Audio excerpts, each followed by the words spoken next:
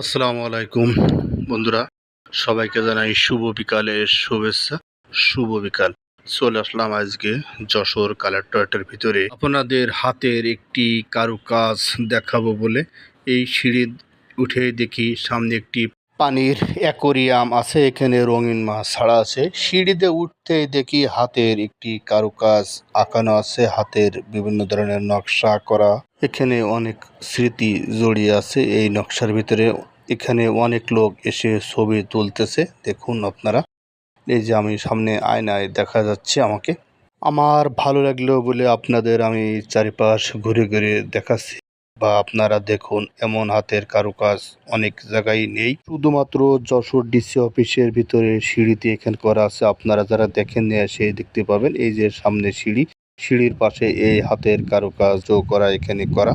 আমি আপনাদের চারিপাশের যে হাতের কারুকাজ করা আপনাদের দেখাচ্ছি, আপনারা দেখুন। হাতের কারুকাজ পুরা মাটি দিয়ে এখানে করা রয়েছে সিঁড়িতে। আপনারা অনেকে আসলে দেখতে পাবেন। সবাই ভালো থাকবেন, সুস্থ থাকবেন, নিরাপদে থাকবেন। আসসালামু আলাইকুম।